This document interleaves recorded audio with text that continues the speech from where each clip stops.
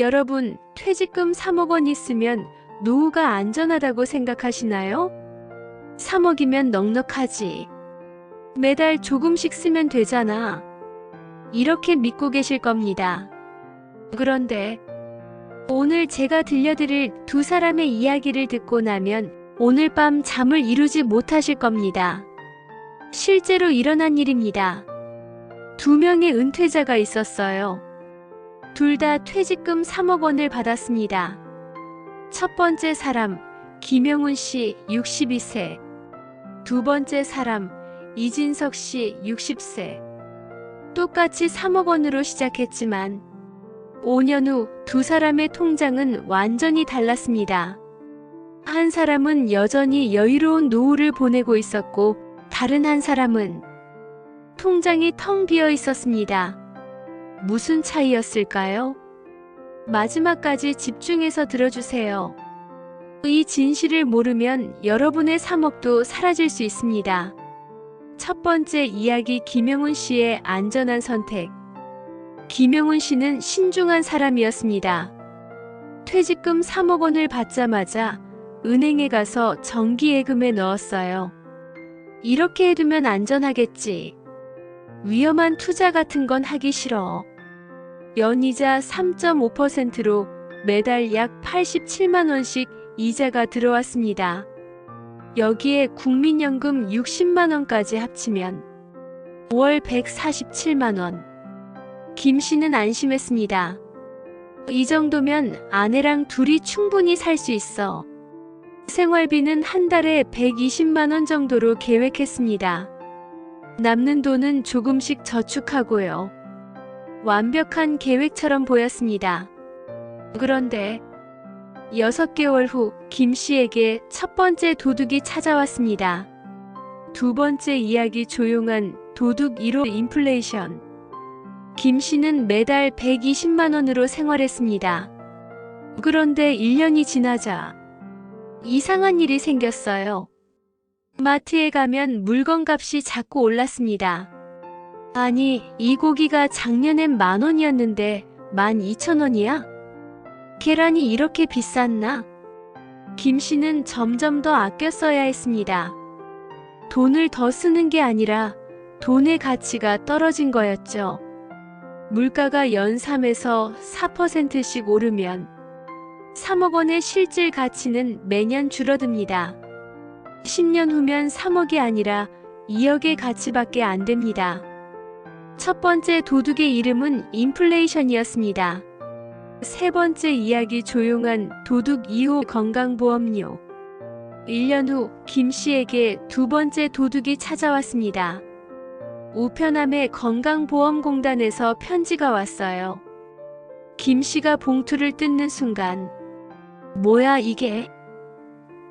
월 건강보험료 18만 원. 김 씨는 이해할 수 없었습니다. 작년엔 8만 원이었는데 왜 갑자기 18만 원? 건강보험공단에 전화했습니다. 상담원이 설명했습니다. 고객님, 예금 이자가 연간 1천만 원을 넘으면서 전체 소득이 과세 대상이 되셨어요. 그래서 건강보험료가 올랐습니다. 김 씨는 충격을 받았습니다. 이자 소득 때문에 건강보험료가 2배로 뛴다고? 월 147만 원 수입에서 건강보험료 18만 원, 생활비 120만 원. 남는 돈이 거의 없었습니다. 게다가 물가는 계속 오르고 김 씨는 점점 빠듯해졌습니다. 두 번째 도둑의 이름은 건강보험료 제도였습니다.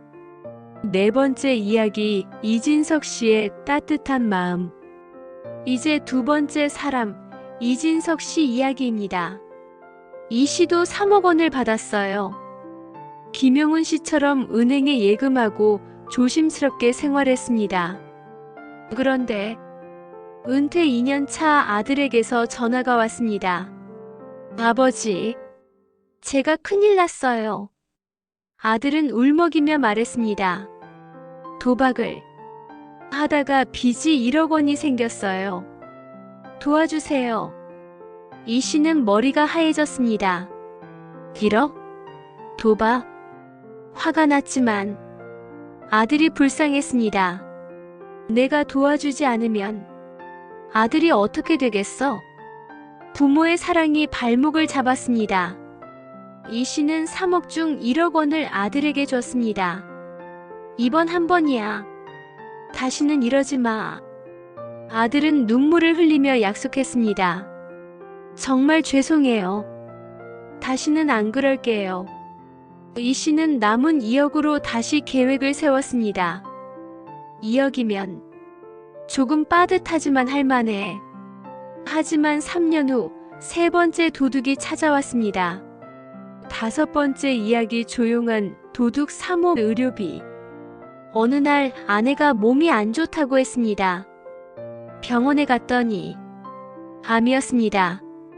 의사가 말했습니다. 수술하셔야 합니다. 비용은 보험 적용해도 3천만 원 정도 필요합니다. 이 씨는 당황했지만 어쩔 수 없었습니다. 생명이 달린 문제인데 돈이 문제야. 3천만 원을 썼습니다. 그리고 항암 치료가 시작됐습니다. 6개월간 항암 치료비로 또 3천만 원. 1년 후 재발 방지 치료로 또 2천만 원. 그렇게 남은 2억 원이 모두 사라졌습니다. 이 씨는 텅 빈 통장을 보며 눈물을 흘렸습니다. 내가 뭘 잘못한 걸까? 세 번째 도둑의 이름은 예상치 못한 의료비였습니다. 여섯 번째 이야기 도둑의 진짜 정체. 여러분, 김용훈 씨와 이진석 씨의 이야기를 들으셨죠? 똑같이 3억 원으로 시작했는데 5년 후 완전히 다른 결과가 됐습니다. 그런데 여기서 충격적인 반전이 있습니다. 이 도둑들, 실은 외부에서 온 게 아닙니다. 우리 안에 있었습니다. 첫 번째 도둑, 인플레이션. 이건 막을 수 없지만 대비할 수는 있었습니다. 두 번째 도둑, 건강보험료. 이것도 미리 알았다면 피할 수 있었습니다. 세 번째 도둑, 자녀 리스크와 의료비. 이것도 방화벽을 쳤다면 막을 수 있었습니다.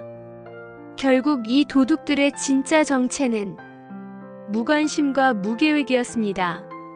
일곱 번째 이야기, 도둑을 막는 세 가지 방법. 자, 이제 여러분께 구체적인 해법을 알려드리겠습니다. 이것만 실천하시면 여러분의 3억은 안전합니다. 해법 1. 돈을 안전하게 굴려야 합니다. 예금에만 넣어두면 안 됩니다. 연 5% 수익률로 운용하면 3억 원의 수명이 19년이나 더 늘어납니다. 어떻게 하느냐고요? IRP 개인형 퇴직연금이나 연금저축펀드를 활용하세요. 이 계좌들은 마법 같은 게 있어요. 계좌 안에서 수익이 나도 당장 소득으로 잡히지 않습니다.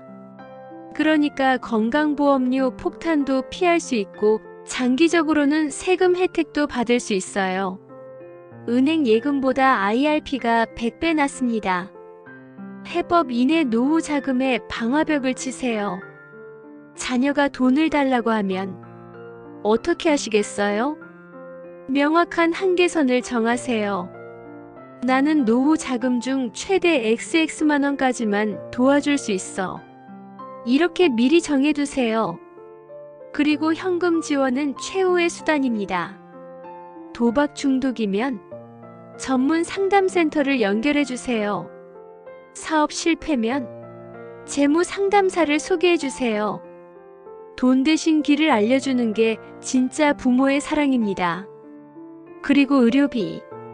비상자금을 따로 준비하세요. 최소 1천만에서 2천만 원은 의료비 전용 통장에 넣어두세요.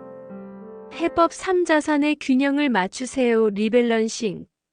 재산이 집에만 묶여 있나요? 주택연금을 적극 검토하세요. 집에 깔고 앉아 있는 돈을 매달 월급처럼 받을 수 있습니다. 예를 들어 시가 4억 원짜리 집이 있으면 평생 매달 100만 원 이상을 받을 수 있어요. 집에도 계속 살면서요. 이게 얼마나 든든한지 아십니까?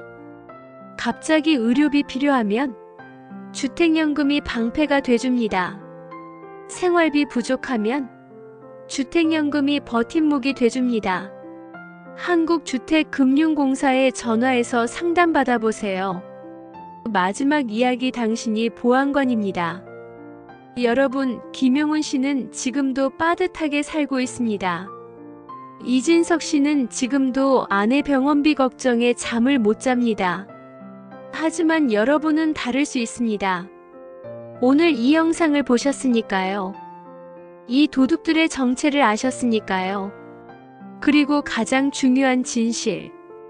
이 도둑들을 막을 수 있는 유일한 보안관은 바로 여러분 자신입니다. 경찰도 정부도 자녀도 아닙니다. 오직 여러분만이 여러분의 노후 자금을 지킬 수 있습니다. 지금 당장 하세요. 종이 한 장 꺼내서 여러분의 자산 목록을 적어보세요. 예금 5만 원, 부동산 5억 원, 주식 5만 원, 연금 5만 원. 그리고 물어보세요. 이 돈을 어떻게 굴릴 것인가? 어떻게 지킬 것인가? 어떻게 흐르게 할 것인가?